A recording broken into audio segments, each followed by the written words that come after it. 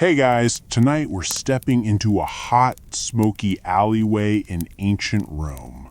The air smells like something between burnt honey and sweaty leather, and there's a soft splattering sound coming from a large bronze pot as it bubbles lazily over a coal fire.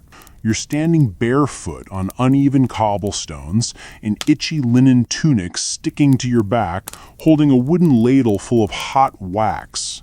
It's 5:40 a.m., and no, the sun isn't even up yet. You're a Roman candlemaker's apprentice, and you probably won't survive this shift with all your arm hair intact. So, before you get comfortable, take a moment to like the video and subscribe, but only if you genuinely enjoy what I do here. Drop your location and what time you're listening in the comments. I love seeing where everyone's tuning in from.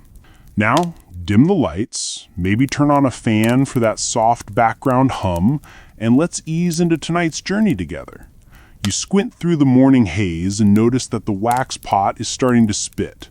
A few dots hit your bare forearm. You don't scream. You learned that lesson last week when your boss scolded you louder than the pot was boiling. You just blow on it and mutter something under your breath that your grandmother would disapprove of. The wax is a weird grayish yellow. That's because your boss Gaius, whose breath smells permanently like overripe olives, has once again mixed beeswax with cheap goat tallow. It's sticky, it's stinky, and if you leave the molds out too long, it attracts neighborhood dogs. Still, it's affordable, and in this business, margins matter almost as much as the flame. You shuckle back inside the workshop, past rows of drying candles, some long and thin, some squat and stubby. Romans aren't picky. As long as it burns and doesn't smell too much like a funeral, they'll take it. You duck under the wooden beam that always seems to target your forehead and settle into your little corner, half workspace, half wax-crusted storage shelf. The job isn't glamorous, but it's one of the few trades where you can hold your product and actually see the result. You'd be prouder if your hands weren't stuck together half the time. Outside, the alley bustles with early risers. A butcher yells at someone about awful prices. A wine merchant stumbles by, suspiciously cheerful for someone supposedly on his way to temple. The city's heartbeat begins as soon as the sun clears the rooftops, and if you're already stirring wax by then, you're behind. Your tools are simple. A copper ladle, a few clay molds shaped like small vases or rudimentary columns, and long wicks spun from flax. Some upscale clients like linen, but only if it's been soaked in salt water and dried with incense. You offered that once. The client sneezed and asked for a refund. You set the molds along the wooden bench, lay the wicks across tiny notches, and begin pouring. Carefully. Because if you spill even one ladle's worth of wax, it seeps into the slats and hardens like ancient tree sap. The last guy who spilled an entire pot had to chip it out with a bone chisel. His knees never recovered. As you work, you hum. Everyone in the shop has a wax song, a repetitive rhythmic tune that helps you stay focused through the tedium. Yours is a bastardized version of a soldier's march. Gaius claims his is from an old temple hymn, though you've heard him accidentally hum it backward when he's hungover. Some historians still argue whether Roman candlemakers like you were considered craftsmen or laborers. Technically, you're somewhere in the middle. You're not enslaved, but you're not quite free either. You owe Gaius 3 more years of apprentice work before you can take over part of the business, assuming you don't lose a finger or spontaneously combust before then. The wax smells better than it did last month. That's because you finally convinced Gaius to invest in a higher grade of tallow from sheep instead of goats. The sheep fat burns more cleanly and the smoke doesn't cling to a tunic like sadness. Gaius grumbled but gave in, mostly because the tavern girls complained that his regular batch made the place smell like a gladiator's boot. You get a quick break around mid-morning. You sit on the cool step just outside the shop, your hands sticky, your forehead gleaming. A neighbor tosses you a fig. You catch it, peel the skin with your teeth, and let the sweet mushiness soften the salt in your mouth. A dog pads over and sniffs your sandal. You point to a wax scrap and it trots off, tail wagging like it just found a chew toy. Wax scraps are a side hustle. You collect the misshapen leftovers, remelt them after hours, and sell the stubby little sleep candles to weary market vendors who can't afford proper ones. It's barely legal, but who's going to rat you out? The tax collector can't even read your inventory tally. By midday, the alley is hot enough to cook lentils on the stones. You're sweating into your collar, but the wax must go on. A shipment is due for a bathhouse near the Callian Hill, and you have to prep 12 dozen pillar candles by sundown. The bath attendants insist on mood lighting, something about making the steam feel more mysterious. You wrap a wet cloth around your neck and sigh. Your back aches, your fingers are coated in something halfway between resin and regret. But hey, at least you're not working in the tannery. Now that smells like actual death. You press your latest candle from the mold and run your fingers along its seam. It's a little lopsided, but charmingly so. Rustic, you tell yourself. That's in this year. The day stretches on and the sun dips behind the taller tenement blocks. You catch a rare breeze through the alley, and for just a moment the scent of boiling wax fades into the background, replaced by fresh bread from the corner stall. You'll buy some later, with your wax scrap coins. You look at your hands, shiny with waxy residue, small burns dotting the knuckles, and you think, this is a strange life, but it's yours. And as long as people need light and can't afford oil, you'll have work, even if you go home every night smelling like a shrine after a fire drill. Your boss, Gaius, is already grumbling before you step inside the workshop the next morning. He's stomping around with a clay jar of tallow in one hand and what might be last night's wine cup in the other. His tunic is stained with something that looks like fig jam, but you're fairly sure it's just wax, gone oddly pink from a failed dye experiment last week. "Don't look at me like that," he mutters without even glancing up. The goat fat batch turned again. Smells like Juno's sandals after a festival. You suppress a smile. You'd almost forgotten today was tallow delivery day. And with that comes the inevitable argument about ingredients. Gaius is, let's say, a traditionalist. He swears by goat tallow for candle making, says it melts better, molds faster, and has a rich aroma that makes the flame dance. You, on the other hand, are still recovering from that week in June when the entire shop smelled like fermented wool. Today's delivery looks questionable. The amphorae are slightly warm to the touch, which isn't a good sign. They should have arrived just after sunrise, but the supplier's donkey apparently got spooked by a flute player and took a detour through the fish market. Now your goat fat smells suspiciously briny. You lean over the jar and wince. Gaius leans in too, sniffs, and shrugs. Smells fine. You blink. It smells like a dead dolphin in a hot cloak. He waves you off. That's character. You roll up your sleeves, resigned. Today's batch will be sticky, greasy, and attract every insect in a 3-block radius. It might also spontaneously burst into flames if the sun hits it wrong. But hey, that's artisan craftsmanship for you. As you pour the first jar into the melting pot, the fat oozes in like porridge that's given up on life. The fire crackles, the pot groans, and you brace yourself for the first hiss of steam as the tallow hits metal. There's always that moment where it smells vaguely edible. And then reality sets in. This is not breakfast. Historians still argue whether most Roman candle makers used goat tallow by preference or necessity. Beeswax, though far superior, was expensive and tightly controlled by guilds and state demand.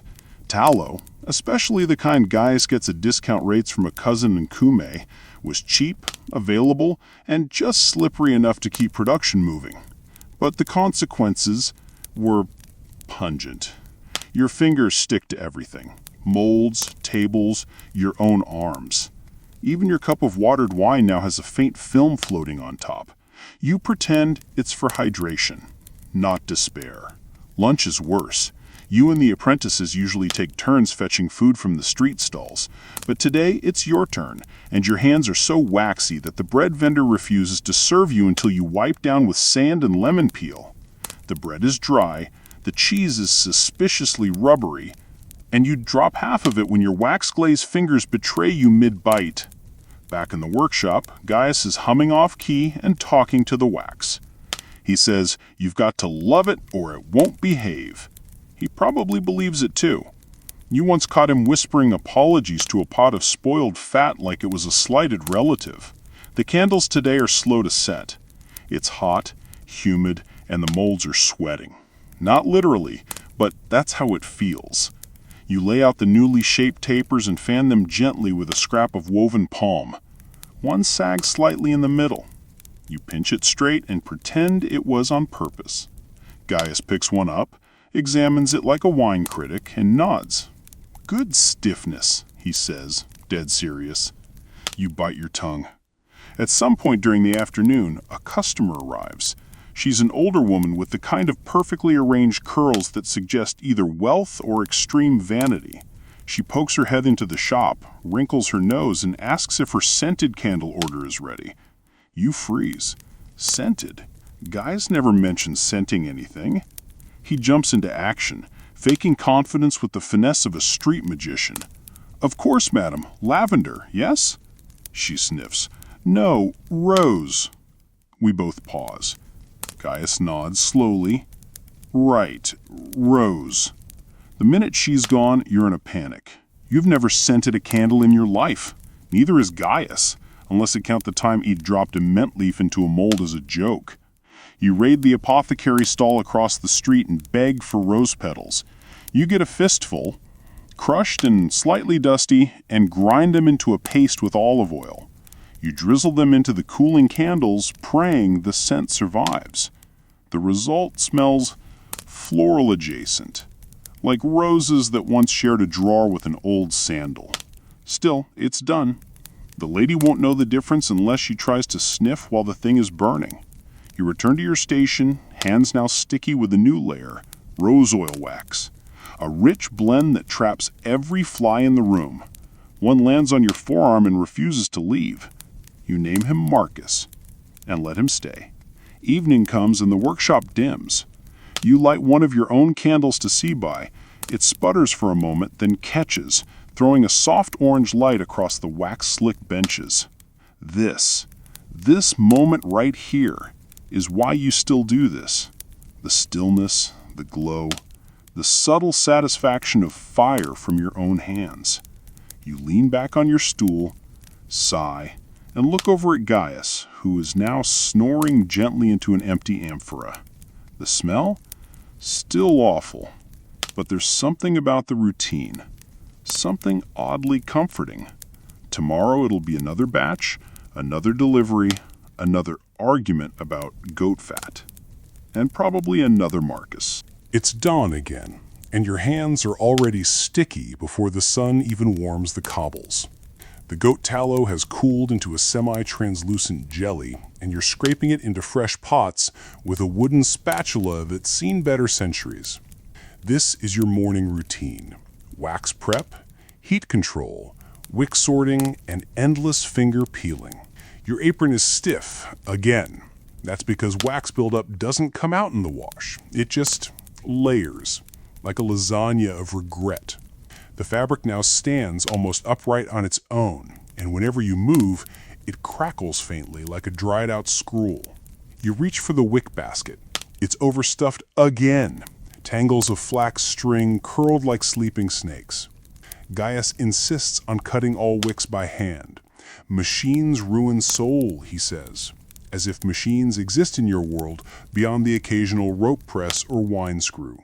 You run your waxy fingers along the coarse twine, measuring out lengths with your elbow like your mother did with thread. The shop fills slowly with heat. No matter how early you start, the oven-like pressure builds fast. The fire pit's going strong today, a bit too strong. Some of the wax near the pot edges has begun to caramelize. Not in a pleasant way, more like burnt temple offering. You adjust the flame, wiping your forehead with the cleanest part of your sleeve, which, admittedly, is still full of mystery spots. Your arms are slick, your hair is plastered to your scalp, and somewhere on your neck, a drop of wax has begun the slow crawl of doom. You don't move. You've learned. Quick movements just smear it more. Candle making is a sensory experience, sure, but it's also a full-body glue trap. A skinny boy rushes in, the courier. He smells like figs and probably hasn't slept. He hands you a wax-smeared slate with a new order. 12 altar candles for the Temple of Bologna. Due tonight. You groan inwardly. Temple orders are always picky. The priests will measure the base width to the millimeter and sniff the wick to guess whether it's truly salt-soaked or just watered down. Last month, a novice accused your taper of burning with insufficient reverence, whatever that means. Still, you have to hustle. You stir the pot, prepping a new blend. This time you sneak in a small cube of beeswax from your hidden stash behind the grain sack. It's golden and smells faintly like summer meadows. You save it for special clients and priests who threaten excommunication over poor combustion. As you ladle the wax into the long altar molds, you hum your wick song again. The rhythm calms your nerves, even as sweat drips from your chin and sizzles in the flame. A candle sputters beside you, throwing off an angry little spark that lands on your apron. You pat it out instinctively. Just another scar in the wax armor. Historians still debate how much of Roman daily craft was mechanized versus entirely manual. In your shop, it's all hands. Wax poured, twisted, pressed, trimmed, and cured by human touch. Machines are for millennia in the future. For now, it's your hands or nothing. The stickiness, though, that's not historical romance. That's just physics and bad tallow. You think back to yesterday when Gaius tried to impress a passing senator with his signature pour and got wax all over his sandals. The senator stepped back, slipped on a blob of dripping goo, and landed on a basket of unfinished wicks. He did not place an order. Your lunch arrives, delivered by a neighbor's kid. 2 barley rolls and a suspiciously gray fig. You eat them with one hand, keeping the other free to stir. You've learned to chew while pouring, an impressive feat when you consider the constant risk of steam blisters and fig pits. As you finish the altar set, your hands are stiff, coated with a sticky film that doesn't come off with water, or sand, or even prayer. You catch your reflection in a polished bronze shield Gaius uses as a tray. Your cheeks are smeared. There's a smudge on your nose that could be wax or cheese. You shrug. There's no dignity in candle making, only flame and funk. As the sun starts to sink, you carry the finished candles into the coaling shed, laying them gently on carved racks that once belonged to a baker. You inherited them when his oven exploded in what was arguably the most exciting Tuesday your alley has ever known. The candles are long, elegant, and, miraculously, not crooked. You let out a sigh, brushing wax dust from your tunic. The smell isn't half bad today. A bit of beeswax can work wonders, even in small doses. Outside, someone starts singing. It's a street performer with a leer and terrible timing. Gaius throws him a candle stub and tells him to get a job. You smile faintly. That stub? Still better quality than what most people burn at home. Before closing the shop, you go through the final step of the day, separating keepers from melters. The keepers are straight, balanced, and not too sticky. The melters? Misshaped, cloudy, or bubbling. Into the pot they go, reborn tomorrow. It's a weird kind of satisfaction, destroying your own work, but for the sake of consistency, like feeding failure to the fire so success can rise tomorrow. You scrape your hands clean with a dull blade, gently peeling off the wax. It's oddly therapeutic, like molting. The final bits come off with oil, if Gaius is feeling generous enough to share a splash. If not, it's back to sand and spit. You stretch your back, something cracks, possibly your spine. But as the last candle cools and the fire dims into glowing coals, there's a strange peace in the shop. The walls are warm, the tools are resting, even the wax seems quieter somehow. Your apron, still stiff as a shield, but your heart, weirdly content. You're halfway through your third pot of wax when it happens. A small, innocent-looking taper burns faster than expected, flares suddenly at the base, and sends a thin ribbon of smoke curling toward your already stressed eyebrows. You jerk back, curse under your breath, and slap at the flame with your sleeve. The result is a scorched patch of fabric and a mental note to trim your wicks more carefully. This, of course, is not a first. Candle making in Rome isn't the serene, spiritual experience your customers like to imagine. Sure, they light candles for gods, for memory, for moody bathhouse atmospheres, but you light them for testing, and sometimes they behave more like tiny domestic arsonists than symbols of devotion. The taper in question was meant for a merchant's bedroom shrine. He wanted something discreet and devotional. What he got was a 3-minute inferno that singed his drapes and gave his servant girl a mild panic attack. The merchant stormed in this morning and demanded a refund, waving the charred remains like a battle standard. You gave him a new candle and a sincere apology. You did not tell him that the wick he provided was too thick or that he stored it next to his heat vent. You've learned. Customers don't want explanations. They want drama-free illumination. As you stir your latest pot, the wax bubbles gently. You test a new batch with a longer wick, thinner this time. It's still a little fast-burning, but at least it doesn't spark like a thunderbolt from Jupiter. Historians still argue whether these kinds of candle mishaps were common or exaggerated in records. One famous satire by Juvenal makes a joke about a man lighting a candle and accidentally setting fire to his own wig. Scholars debate whether this was metaphor or historical truth, but either way, you've seen enough candle accidents to believe it. Your personal favorite was 2 weeks ago, when a wealthy matron requested a candle with lavender scent to soothe her night terrors. You experimented with dried petals mixed into the tallow. It smelled lovely. Unfortunately, the petals also created tiny air pockets, and when she lit it during a thunderstorm, the candle sputtered, hissed, and exploded in a puff of herbal confetti. She wrote you a poem about it. Not a nice poem, mind you, but technically poetry. Today's goal is stability. You're working on a special order, a slow burn taper that can last 6 hours. It's for a senator's late-night reading sessions, which, based on what his servant hinted at, are more about gambling than philosophy. Still, he wants ambiance. You test multiple ratios, mostly tallow, a touch of beeswax, and a longer, salt-soaked flax wick. The salt helps control the burn, keeps the flame lower. The beeswax adds density. It's like baking a cake, but the cake can hurt you if you do it wrong. You pour carefully into narrow molds, using a copper funnel Gaius once claimed belonged to his grandfather.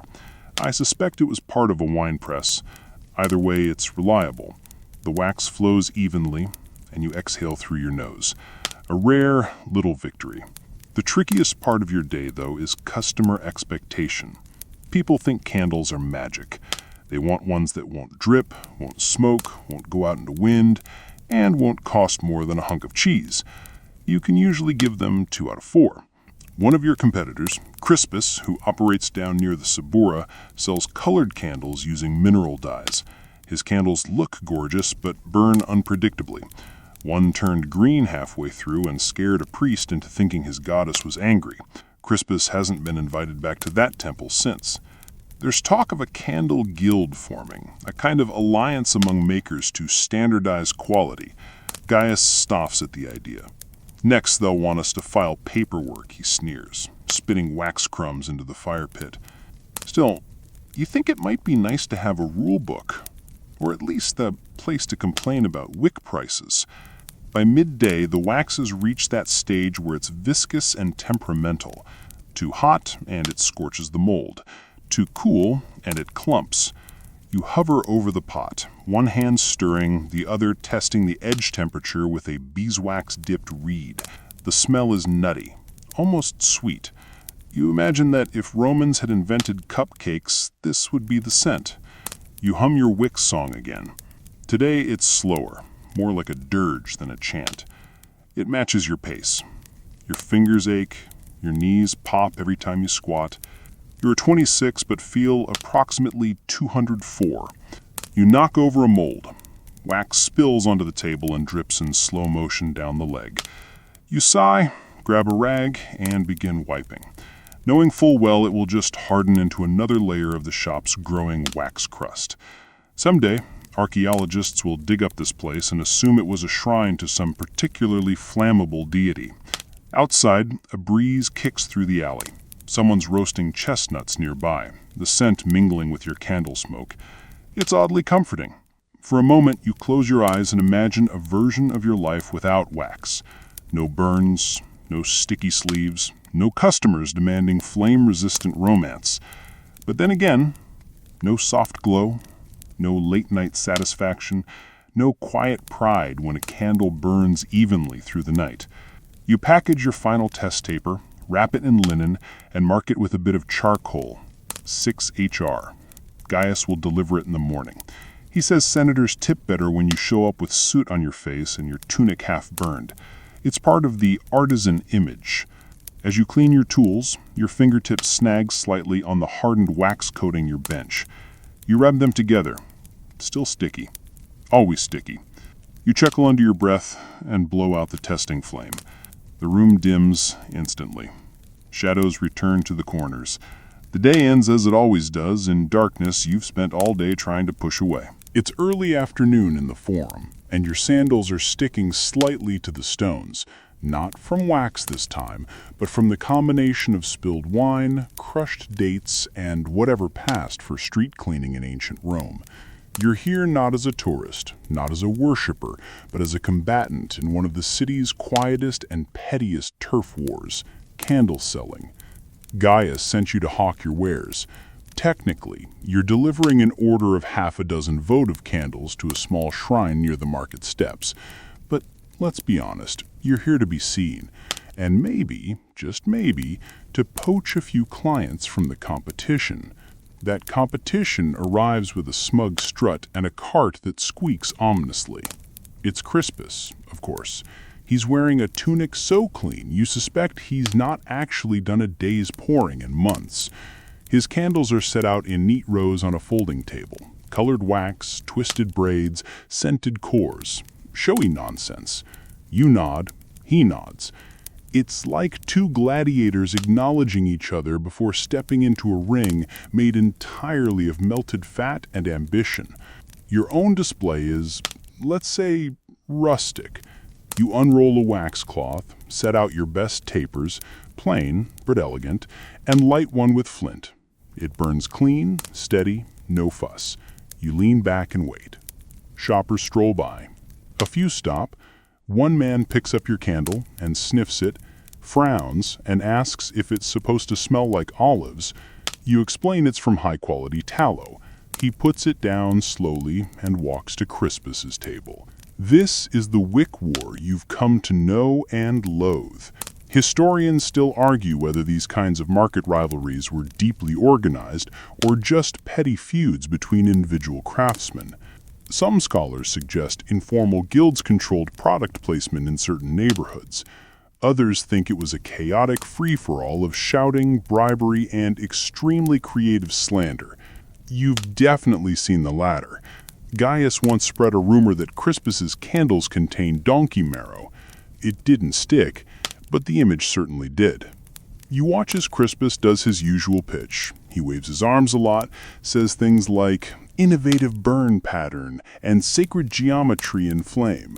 You respond by lighting another taper and casually letting the wind show its steadiness, a little performance art of your own. Someone actually buys from you. A baker's wife looking for altar candles for her husband's name day. She appreciates your honesty, she says, and the fact that your candles don't make her house smell like a dying orchard. You thank her and include a small stub as a gift.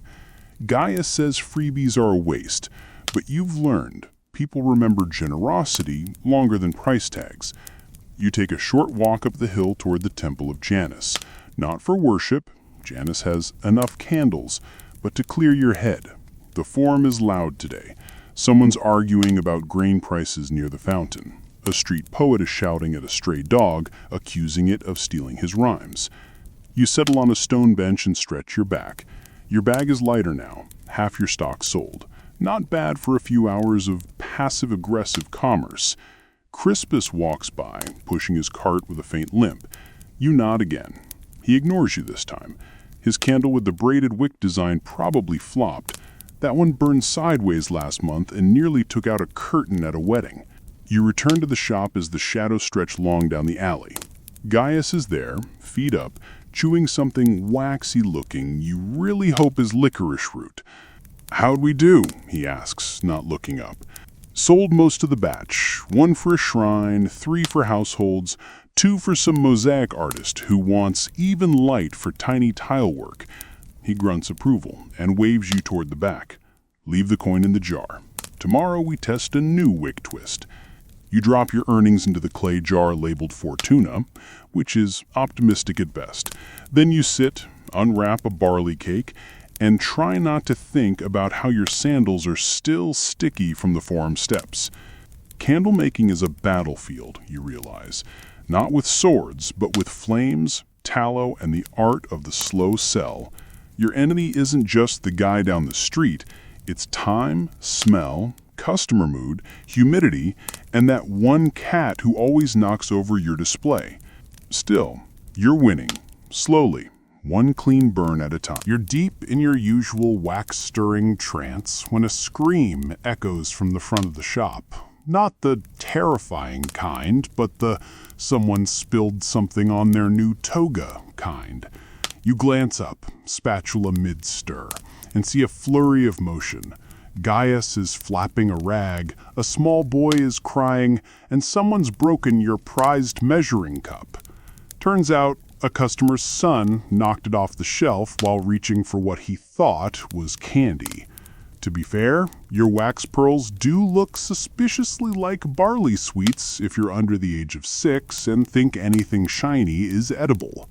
You sigh and step in to calm the chaos, slipping once on a blob of wax in the process. That's the 3rd time this week. You're starting to suspect that wax is alive and it's trying to reclaim the workshop as its rightful domain. Once things are more or less under control, you return to your station. Your tools are now sticky from the floor mess and your measuring is off. Still, you soldier on. Today's task? Making layered votive candles for an upcoming wedding.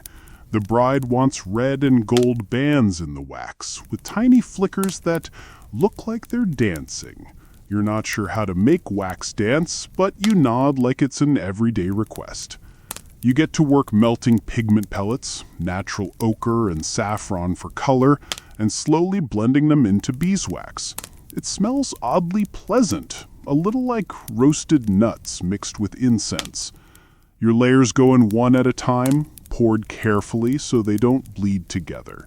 It's a delicate job, and it takes every ounce of patience you've developed across years of pouring, trimming, and cursing under your breath. Historians still debate whether these multicolored or decorative candles were common or reserved for the upper crust. You're inclined to believe it's the latter, considering how expensive the dyes are and how finicky the process becomes when you're pouring wax while also swatting flies away with your elbow. The first few candles set beautifully. Smooth layers, just the right opacity. You breathe a sigh of relief and reach for your wick shears, only to find them missing. "Gaius?" you call. "Mm-hmm," he answers, somewhere behind a curtain of hanging tapers. "Have you seen the new shears?" A beat. Then, "Borrowed them. They're in the fish." You blink. "In the what?" "The fish stall. I needed to cut a net for the fishmonger. He owed me 3 sardines." You close your eyes. You count to 5. You retrieve the backup shears, the blunt ones that pinch more than they cut, and vow to someday live a life where your tools aren't bartered for seafood. Back at your bench, you finish trimming the wicks to precise temple length, thumb to elbow, then a little snip to ensure they don't smoke too much. It's tedious work, but the kind that lulls you into rhythm. Snip, twist, place. Snip, twist, place. Halfway through, a knock rattles the shop door. You open it to find your least favorite type of visitor, a tax collector. He's got a scroll, a smug expression, and a distinct wax stain on his tunic, which you suspect is from a failed bribe elsewhere. He wants to inspect your inventory and to ensure you're not underreporting income. You're not, mostly, because your profits are barely enough to keep olive oil on the table.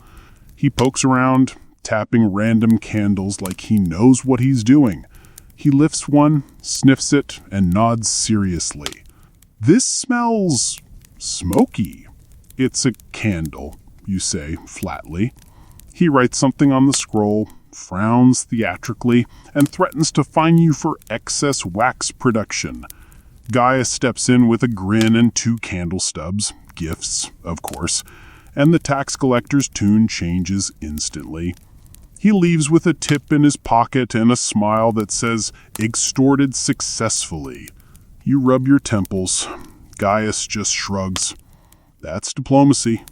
Evening comes quickly, and your back is aching from leaning over the cooling racks. The wedding candles are mostly done, though one has collapsed in the middle and will need remelting. You call it a design opportunity and hope the bride has a forgiving spirit. You step outside for some air, wiping your hands on a rag so saturated with wax that it now functions more like a polishing cloth. The street smells like roasted onions and damp sandals. You inhale deeply anyway. The sun dips low, casting everything in that Roman gold glow, the kind that makes the grime look poetic. A neighbor passes with a bundle of rushes, and you nod. He sells baskets and occasionally eats your wax shavings when he mistakes them for dried apples. You've stopped correcting him. He seems happy. Back inside, you light one of the wedding tapers and place it on the bench. It burns steadily, the layered colors glowing faintly. You stare at it for a while, half expecting it to sprout legs and start dancing. It doesn't, but the flame does flicker, just enough to feel like it heard the request. You lock up the shop, taking a final look around. The place smells like a cross between a temple and a kitchen gone slightly wrong. The floor is slick, the bench is tacky, your sleeves have fused to your arms again. But there's something oddly peaceful in the mess, a rhythm to the chaos. Tomorrow, you'll pour more wax, lose more tools, and probably be interrupted by a goat. But tonight, you made light. The rooster in the alley crows far too early again, and you wake with wax still under your fingernails.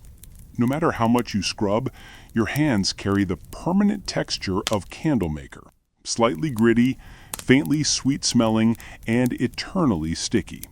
You stretch your arms, hear a few pops, and get dressed, tugging your tunic over shoulders that feel like they've been lifting amphorae all night.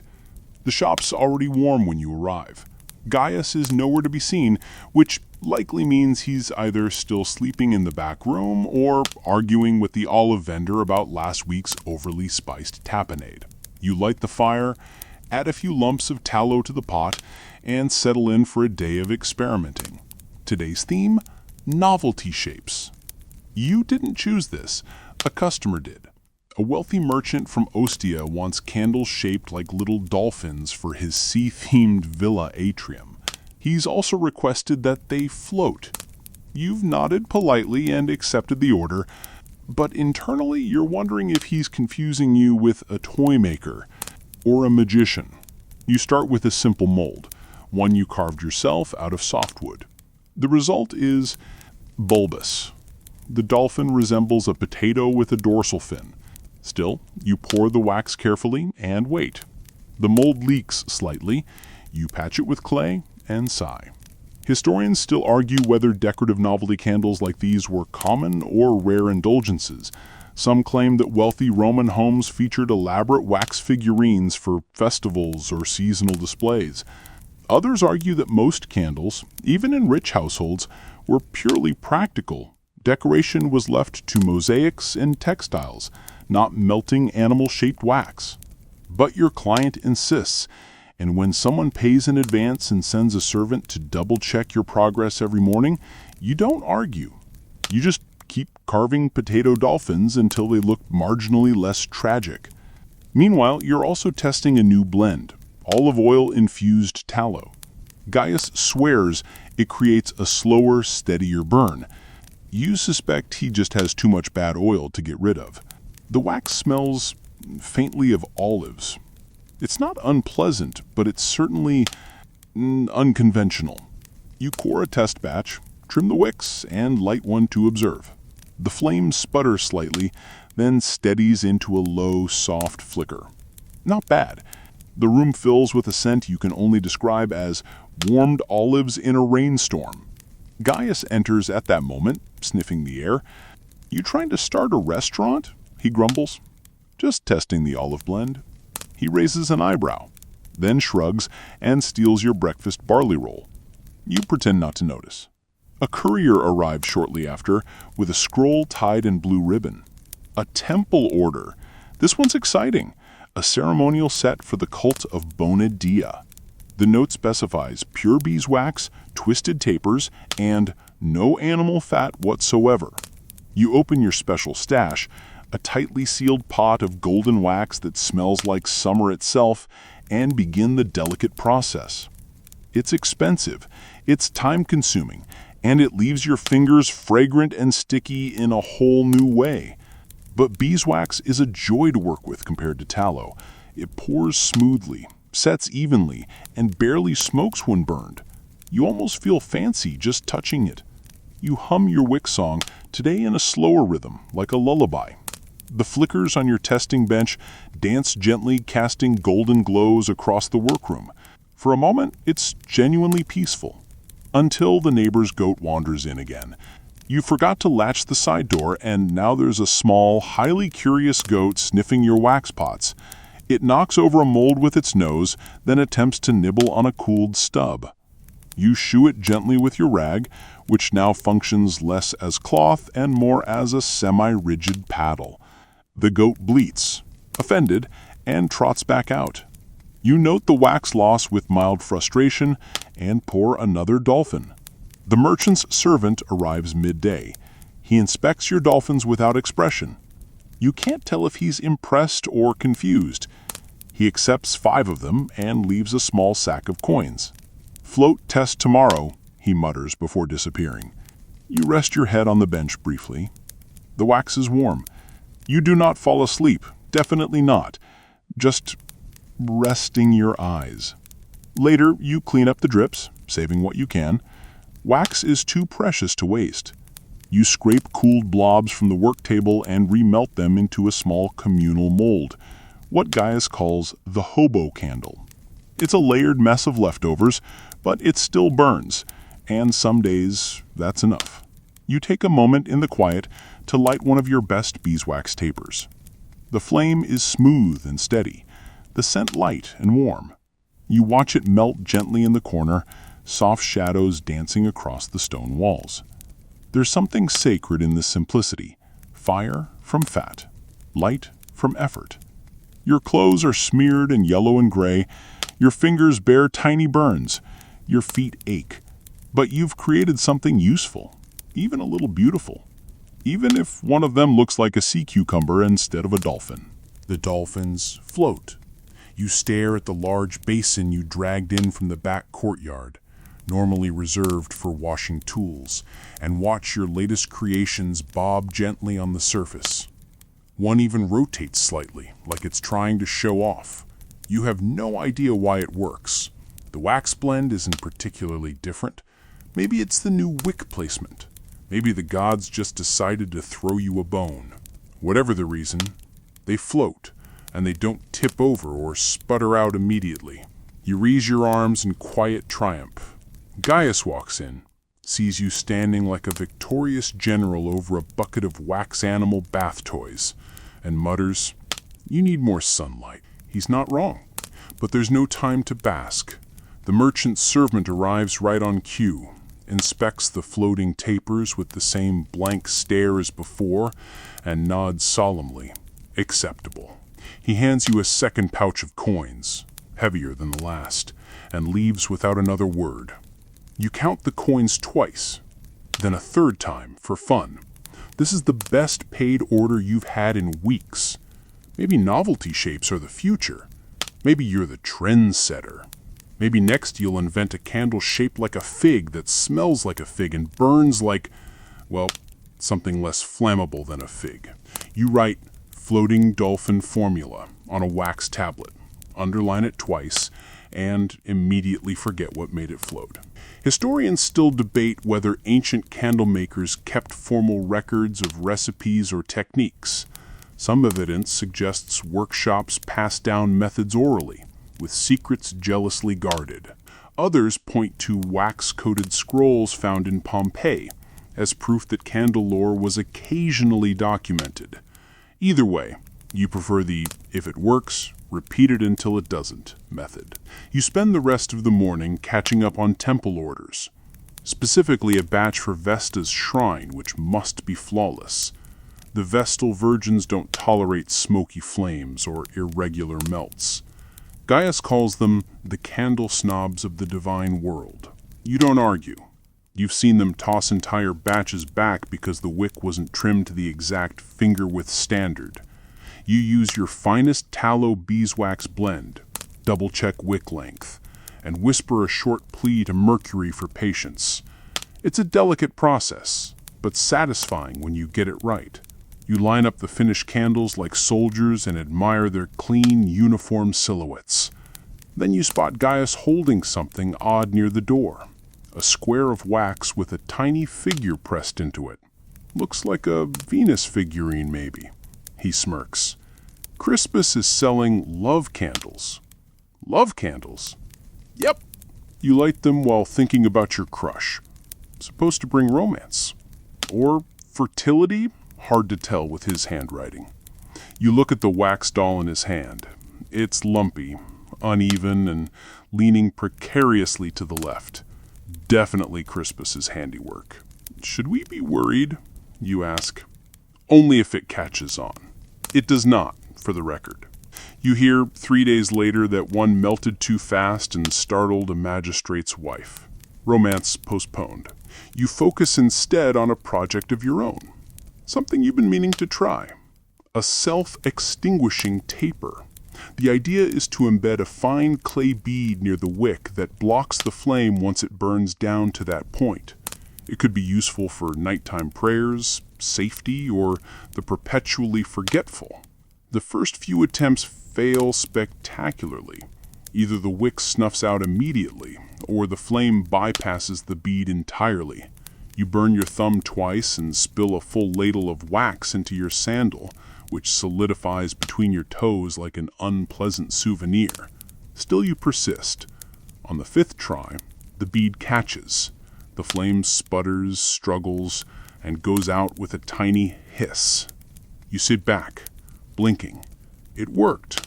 Kind of. You log the result on your wax tablet. Bead stopper. Retry with wider base. Outside, the light's fading. I hear the neighborhood butcher arguing with his apprentice, someone dropping him 2 streets over, and a distant flute from a party you weren't invited to. The air smells like pine smoke and cooked lentils. It's comforting, in a greasy, urban kind of way. Back in the shop, you take a moment to tidy. Leftover wax bits go into a scrap pot. Tools are cleaned and oiled.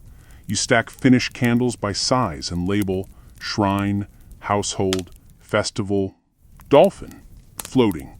You feel a small flicker of pride. As you stretch your arms and lean against the counter, Gaius reappears with a strange grin and a bundle wrapped in cloth. Gift, he says. You open it to find a carved mold. Wood, carefully etched, shaped like a laurel wreath, for making candles that say, "I'm the emperor of good taste," he says with a wink. You laugh, genuinely. It's rare in a day packed with melting fat and failed experiments, but right now, you feel like a craftsman with ambition. A sticky, slightly burned, modestly successful craftsman. You light one last candle before heading home. It's nothing fancy, just a standard taper. But it burns perfectly. You watch the flame dance gently, casting soft oval shadows on the wax-spattered walls. The room glows. The noise fades. And for a moment, it's just you and the light you've made. The early morning light slips through the narrow window slats, casting stripes across your workbench as you arrive for another day in the wax-sticky trenches. Today, you're feeling ambitious, or perhaps reckless, because you've agreed to try something entirely new: scented candles. Not the faint whiffs of incense you're used to, but actual fragrances that linger in the air long after the flame's gone. The client? A local perfumer who claims his oils can transport you to the gardens of Venus. You're skeptical, but also curious. The workshop fills with a strange mix of scents as you begin blending beeswax with drops of crushed lavender, crushed myrtle leaves, and a hint of cedarwood. The combination is, well, unique. Sort of like a Roman spa exploded in your face. Historians still argue whether the Romans actually used scented candles regularly, or if scenting was mostly reserved for incense and oils during ceremonies. Some ancient texts mention fragrant tapers at banquets, but it's unclear if these were common or just extravagant. You pour the first batch with the care of a goldsmith setting gems. You stir the wax, watch it cool, and trim the wicks. Lighting one, you take a cautious breath. The flame sputters, then steadies, releasing a subtle aroma that reminds you of distant hillsides in spring. It's calming and a little fancy. Your neighbor, an older woman who sells dried figs and good gossip, pops in unannounced, standard in this neighborhood, and sniffs the air suspiciously. "Trying to poison us with flowers now?" she jokes, eyeing your fragrant concoctions with a mock suspicion. You laugh and offer her a small candle to take home. She nods approvingly, though you catch a glimmer of skepticism behind her eyes. You'll take it as a compliment. Meanwhile, Gaius is busy testing your old bead stopper candle. It worked once, but he's determined to see if it can work every time. He lights it, watches the flame, then leans in too close and singes his eyebrows. You warn him to be careful, but he just grins and says, "A craftsman's work is never done." The morning slips by with the usual rhythm of melting, pouring, trimming, and swatting flies. You pause to eat a barley roll, which tastes better today for no particular reason. Maybe it's the lavender in the air or the quiet lull of routine. In the afternoon, a traveling merchant arrives carrying a bundle of strange, glossy leaves. He claims they're from the Far East, silk mulberry leaves, and wants you to make candles with their essence. You have no idea how to extract scent from leaves, but the idea intrigues you. You make a mental note to experiment. As you're cleaning up, you hear a commotion outside. The local magistrate's dog has escaped again, causing chaos in the market. You peek outside just in time to see the dog sprint past with a loaf of bread in its mouth, followed by an irate baker. You shake your head, smiling. Even in the middle of wax and wicks, the city never loses its lively spirit.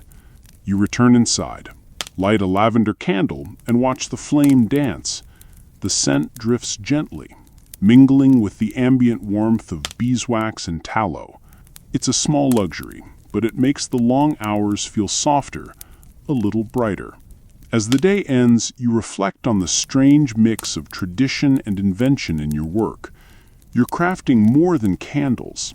You're shaping light, scent, and comfort in a city that never quite slows down. You brush wax off your hands one last time and close the shop. The lingering fragrance, a quiet reminder of a day well spent. The city wakes slowly, but your senses are already alert. Today, the workshop feels different. There's an undercurrent of excitement mixed with the familiar smell of warm wax and wood smoke. Word has spread that you're attempting something daring: coloring candles. Not just plain white or yellow beeswax, but vibrant reds, blues, and greens. It's a risky venture, as many pigments can alter the burning quality or create unpleasant smoke. But you're determined to give it a try. You begin, by crushing small amounts of powdered minerals, red ochre, malachite green, and lapis lazuli blue. The bright colors remind you of the frescoes in the nearby domus, and you wonder if your candles might one day add a similar splash of life to someone's home or temple. Historians still debate whether colored candles were widespread in ancient Rome, or confined to theatrical or ceremonial uses. Some evidence points to the use of dyes in wax, but it's unclear how common or practical these were outside elite circles. You carefully mix the pigments into your beeswax, noting how the colors change with the heat. Some dissolve smoothly, others clump or alter the texture. You pour small test candles into simple molds, watching the colors swirl and settle. It's mesmerizing, like watching tiny stained glass windows form in wax. Midway through the morning, a customer arrives requesting candles for a theatrical performance, an event featuring elaborate costumes and dramatic lighting. She wants candles that change color as they burn. You laugh softly to yourself, appreciating the theatrical flair, but you explain that this particular magic is beyond even your skills for now. Instead, you offer her the brightest red candles you can make. She nods approvingly and places an order for a dozen. It feels good to contribute to the city's vibrant cultural life, even if indirectly. As you work, you notice a small, curious boy watching through the doorway. You wave him in and show him how you mix pigments with wax, explaining the basics of color and heat. He asks endless questions, and you find yourself smiling more than usual. Later, Gaius shows up with a half-melted candle shaped like a tiny gladiator. "I may have tried to create a mini Colosseum scene," he admits sheepishly. You shake your head but laugh. Next time, try not to start a wax war. The afternoon fades into evening, and your hands are stained with bright hues. The workshop feels alive with color and possibility. You light a few test candles, watching the flames flicker over reds, greens, and blues, casting tinted glows across the walls. It's not just light you're making anymore. It's atmosphere, mood, and a little bit of magic. You lean back, tired but content, knowing that tomorrow will bring new challenges and maybe a few more colorful surprises. The morning begins with a surprise delivery. A crate of beeswax from the southern provinces, honey sweet and golden, far richer than your usual stock. You unwrap the bundle carefully, savoring the faint floral aroma that drifts up. This wax is prized, reserved mostly for sacred temples and special ceremonies. Handling it feels like holding liquid sunlight. You decide to dedicate the day to crafting candles destined for the Vestal Virgins themselves. Their orders are always exacting, demanding flawless purity and steady, smokeless flames. You approach the task with reverence, carefully melting the wax in a bronze pot, monitoring the temperature with practiced precision. Any mistake could mean an order rejected and your reputation tarnished. Historians still argue whether the Vestal Virgins maintained exclusive control over beeswax candles, or if wealthy patrons could also afford them. Some argue that the sacred nature of these tapers meant that they were strictly for religious use, while others suggest they were a luxury status symbol in elite households. As you pour the pure beeswax tapers into slender molds, your thoughts drift to the Vestal Virgins, women sworn to maintain the eternal flame, their lives entwined with Rome's fate. You imagine their quiet rituals, the soft light of candles flickering in the shadowed temple chambers, the delicate scent of beeswax mingling with incense. Mid-morning, Gaius bursts in, arms laden with bundles of fresh herbs, rosemary, thyme, and bay leaves. "For the temple candles," he says, grinning. "They say the herbs purify the air and please the gods." You incorporate the herbs carefully, pressing sprigs into the cooled wax edges, adding a rustic charm to the otherwise pure tapers. The scent is subtle but uplifting, a gentle reminder of nature's presence even in the heart of the city. An unexpected visitor arrives, a Roman senator's wife, interested in commissioning candles for her upcoming feast. She admires the pure beeswax tapers but requests something more whimsical, candles shaped like flowers to scatter around the dining room. You show her my dolphin molds, which she considers charming but sea salty, before agreeing on a batch of wax roses. Crafting the roses takes patience and a steady hand, but the results are delicate and surprisingly lifelike. The afternoon drifts by as you perfect each petal and leaf, occasionally pausing to breathe in the mingled scents of wax, herbs, and honey. The workshop feels serene, a small sanctuary of warmth and quiet amidst the city's bustle. By day's end, your hands gleam with a honeyed glow, and the air is fragrant with herbal whispers. You light a single pure beeswax taper and watch its steady flame burn, feeling a quiet connection to centuries of tradition and craft. You tuck away the last of the special candles, ready to send them on their sacred journey. The scent of freshly crushed herbs fills the workshop as you prepare a new batch of candles, inspired by yesterday's success with the Vestal Virgin's order. Today's challenge, experimenting with herbal infusions directly mixed into the wax. The goal is to create tapers that release a soothing aroma as they burn. More subtle than incense, but enough to ease the nerves of a restless Roman after a long day. You begin by gathering rosemary, lavender, and mint. Common enough, but with promising calming properties. The herbs are dried, crushed, and carefully folded into the molten beeswax. As you stir, the wax takes on a faint greenish hue and a fresh scent that makes you imagine a quiet garden at dawn. Historians still debate whether Romans actually burned herb-infused candles for relaxation, or if this is a modern romanticization.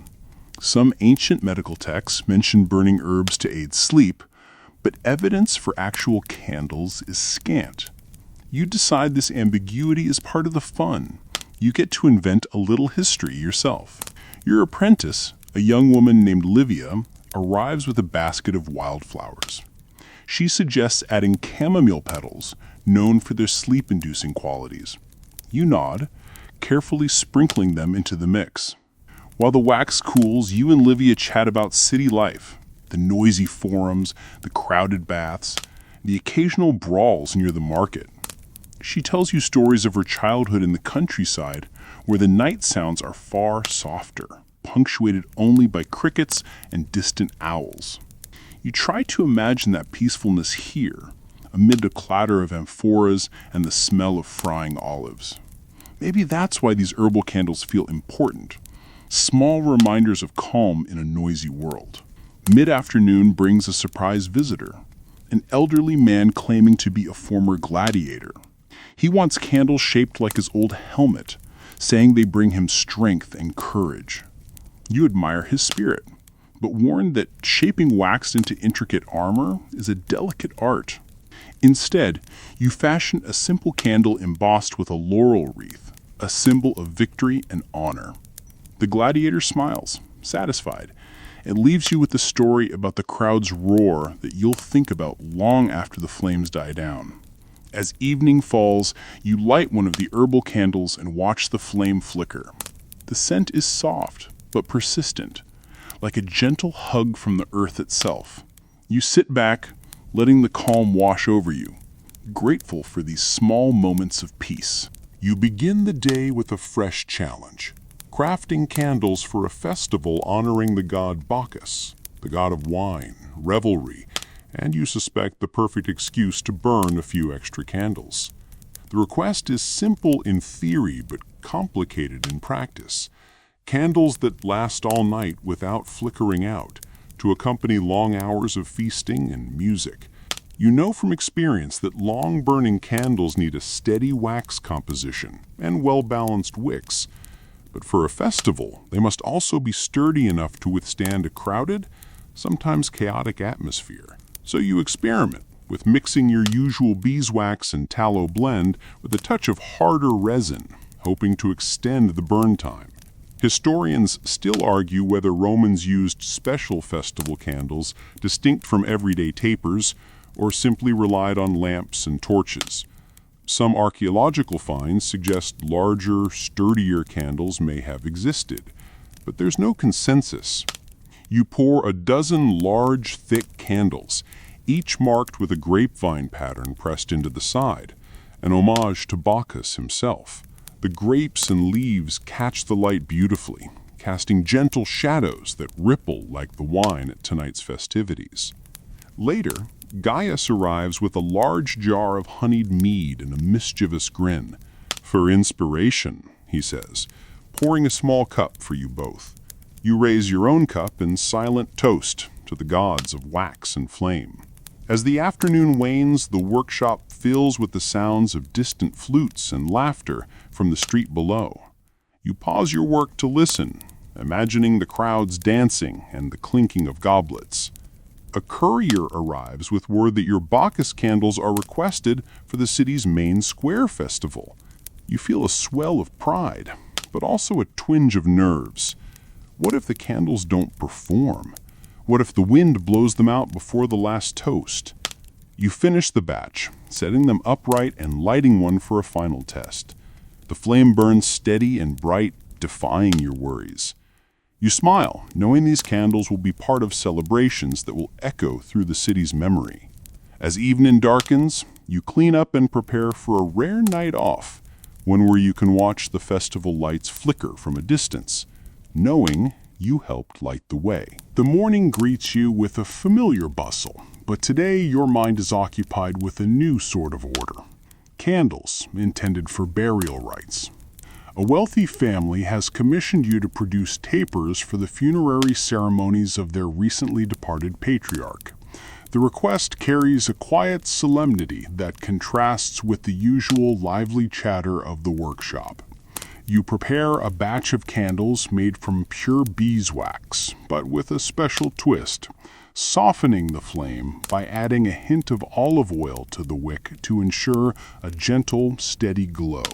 These candles are not for celebration, but for guiding the soul in its final journey, and you feel the weight of this responsibility.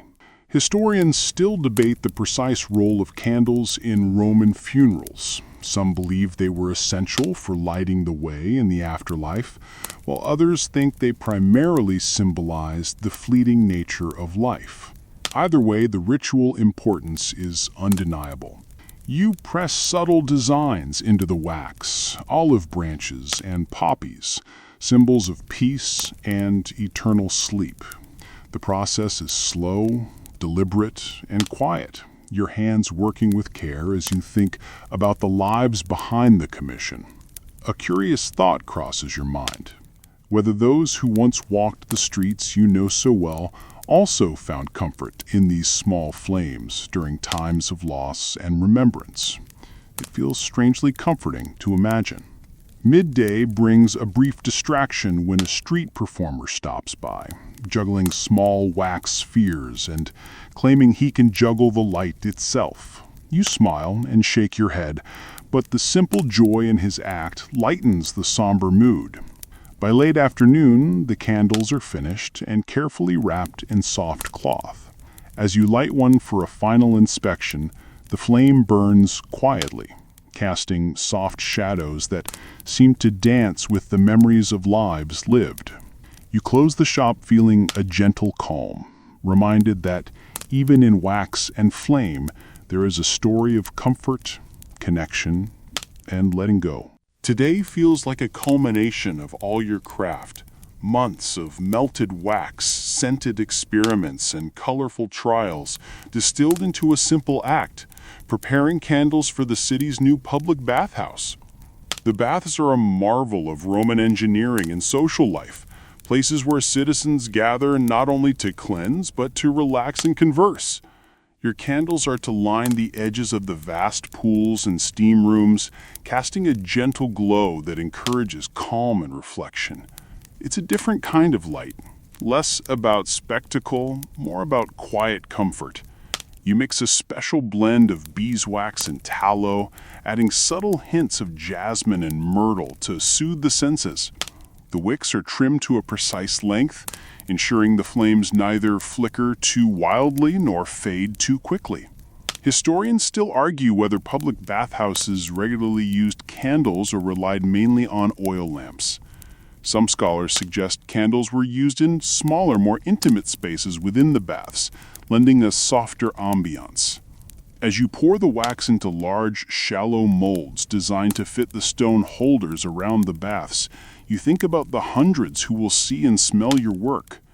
A part of you feels connected to the pulse of the city, its rhythms and rituals. Gaius arrives once again, carrying a basket of figs and a mischievous smile. "For celebrating the end of your hard work," he says, handing you a ripe, sticky fruit. You laugh softly, accepting the gift, and light a finished candle. The flame flickers gently, the scent of jasmine drifting in the warm air. The day winds down with a soft hush. You clean your tools, pack the candles carefully, and look out over the city as dusk settles. The streets are quieting, lamps beginning to flicker in windows and doorways. You feel a deep contentment. Your hands are stained with wax and your heart with stories. Of light and darkness, of tradition and innovation, of a simple craft weaving quietly through the fabric of Roman life. Tonight, you'll rest, knowing that when the candles burn tomorrow, they will carry a little piece of your story into the soft, gentle night. Now, as your day with wax and flame draws to a close, let your mind soften like melting beeswax beneath a warm hand. Imagine the flickering candlelight, the gentle dance of shadows on ancient stone walls, the quiet hum of the city settling into night. Your workshop, once alive with movement and color, now rests in the calm hush of twilight. Breathe deeply, feeling the lingering scent of honeyed wax and herbal whispers blending with the cool evening air. Know that each candle you crafted carries not just light, but a story, a connection across centuries, a fragile thread tying you to countless others who found comfort in flames' glow. The streets outside grow quiet. The distant murmur of voices fades, replaced by the soft rustling of leaves and the occasional call of a nightbird. Let your thoughts drift gently, like a slow river, carrying away the day's worries. In this quiet moment, find peace in the simple, sticky magic of wax. Its warmth, its glow, its quiet promise that even in darkness, light endures. Rest now. The flames will keep watch. End of script. Sweet dreams.